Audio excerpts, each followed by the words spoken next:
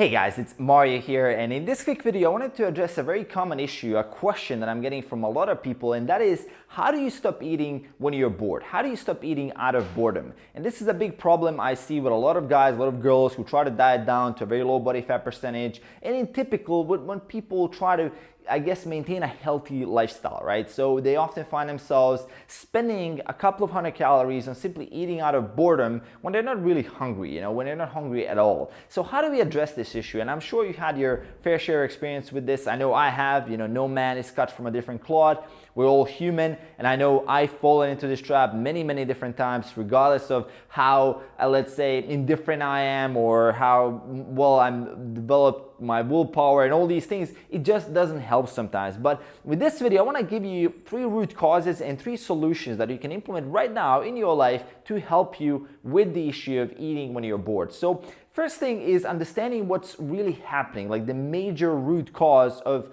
consuming food when you're bored is essentially your attempt, your instinct to change your state, so your emotional state. So your emotional state fluctuates throughout the day depending on your, let's say you feel lonely, you feel sad, let's say sometimes you feel happy, sometimes you feel anxious, sometimes you feel indifferent, and all these things. And simply when we feel a little bit lonelier or some depression or some quote unquote boredom, indifference, or whatever you want to call it, you resort to food to change that state and to get more energized, to get more hyped up, to feel more active. And that is one thing that to realize that you can change this emotional state, not just with food, but with many other different things. So one quick example here, if I tell you right now, hey, just do some 50 push-ups, you're not gonna feel very sad or lonely when you're doing those 50 push-ups, right? You're gonna feel more active, more energized, and that action, that motion will create the emotion afterwards because your mental state is following your physical state. And that's what most people don't realize. And if you ever spoke to anybody who was actually diagnosed with depression or something like that, doctors usually prescribe exercise as the most effective tool to get rid of depression is simply to exercise, and that will solve 80% of depression cases out there because you can't necessarily be depressed at the same time as you're running, right? It's not possible. You can't dance at the same time feel sad. That's just the way your mind works because it's connected to your body, and when the body moves, when the body is exerting energy, when the body is active, when it's in motion, that emotion will follow. And that's a big thing here, is that you want to make sure that you can do something else rather than eat food when you want to change your state. You kind of realize, well, okay, my body's telling me right now that I need to change my state. Let me go for a walk. Let me do a jump rope for 5 minutes. Let me do 10 push-ups. Let me do 5 push-ups. Let me do something with my body. Let me stand up. Let me go for just a 5-minute walk around the house. Let me do something physically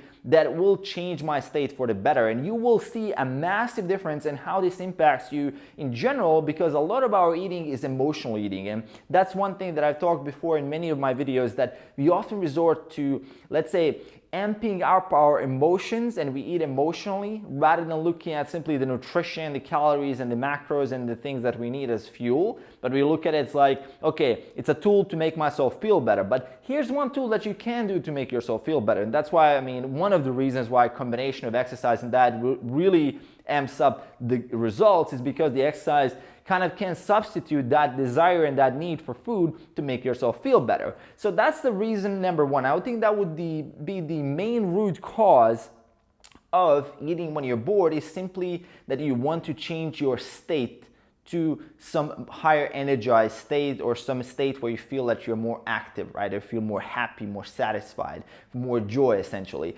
The second reason why I think that most people eat out of boredom is because their environment is designed in a way to facilitate them eating food when they're not even hungry. So this is a huge issue. I've seen a lot of people, even myself, I'm not immune to this. And an example that I like to use in my talks often, or when I talk to my clients, is when I go home for holidays for a couple of weeks, there's always cookies lying around the house. And there's always cookies on a plate, on tables around the house. And I can't stop myself to eat that cookie. It just works against me. Like, the environment is rigged against me. That that trigger, that cookie is simply a trigger, a cue for me to eat. Even though I'm not hungry, even though I'm on my macros, even though I'm training, even though I'm doing all these things, I'm still gonna grab that damn cookie and it's gonna put me off my calories if I'm not careful. And even if I am careful, the problem is that I will run out of willpower. I will run out of restraint because I will be on autopilot at a certain point in the day. I'm just gonna grab the cookie. I won't even recognize that as I had it, right? I won't even be able to kind of acknowledge to myself that I had something like that because it was so fast, it was unconscious, it was automatic because the trigger was there and I simply followed up with the action and I got the reward. So that creates that habit as well of you, let's say if you're eating out of boredom, sometimes it's simply because the food is there, right? The food is there and it's ready to be consumed very easily. And that's a problem, right? Because what that does, I mean, if your environment is rigged against you, this is not just for eating out of boredom, but this is in general. If you're trying to lose weight, if you're trying to go to the gym, if the gym is 45 minutes walking and you don't have a car, you know, that's going to be a very hard time for you to get there. I mean, it's gonna take a ton of effort, ton of willpower, and a ton of demand on you. It's basically an environment where you won't be able to sustain your gym habit, right? The second, let's say you're trying to diet down and your fridge is loaded with like sugary yogurts, with like ice cream, there's cookies all over the house, there's potato chips, there's all these other different things. I mean, nobody in the world can diet in that kind of environment. It's extremely difficult. I don't care how you're developed in terms of like a Spartan mindset, how much willpower you have, you can meditate all day long, but you will eventually break. You will break for sure, and you will overeat because that's just the way you work. As a human being, you have a finite amount of willpower when it comes to these little things, and you will eventually run out of that willpower to restrain yourself from executing these small, tiny little events when you just simply overeat by 100 or 200 calories, and that simply adds up, and you will basically wipe out your whole daily deficit or even go higher in your calories than you need to, and that will completely destroy your effort to lose weight. So that's a big thing. You want to design your environment for success. Design the environment that you want to facilitate that your goal is to lose weight or simply to live a healthier lifestyle, right? So one big thing that I say here when people are asking me, well, what can I do to change my environment? Well, look, I mean, stop buying crap, you know, simply stop buying all the bullshit that you are buying, and that's the fastest way you're gonna get rid of it. Even though you can eat it, if you don't buy it anymore, it's not gonna be in your house, and that's one tool that I've used. You know, I just stopped buying chocolate. You know, in the shop, when I'm in the shop, I'm just like, okay, this is not going into my house, and since it's not here, it's harder for me to actually go to the shop and buy the chocolate and come back and eat it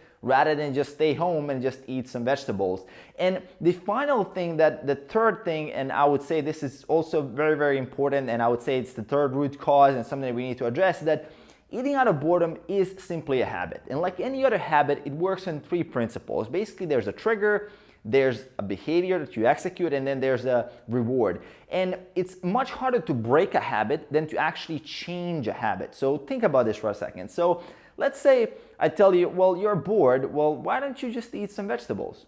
Why don't you eat a stick of celery? Why don't you eat a red pepper or like a yellow bell pepper, something like that? And you can kind of change that quote unquote negative habit into a positive habit because you use that trigger to eat when you're bored, but you now have a different outcome because you're eating healthy stuff. You're eating healthy vegetables, which will fuel you to be more healthier. You'll also be more on your goals. You'll get your fiber, you'll get your micronutrients, you're gonna get all your good nutrition throughout the day because you've kind of swapped eating, let's say, ice cream or cookies or whatever your go-to food is for vegetables. And this is something I've used myself, and this is much more powerful than actually trying to break the habit, although you can break the habit. How you break the habit? Simply, you want to make sure that there's no reward and that there's a gap between the trigger and the execution and the action. So if you can create the larger gap you can create between those, simply delay the action. So let's say you get a trigger to eat and you say, well, look,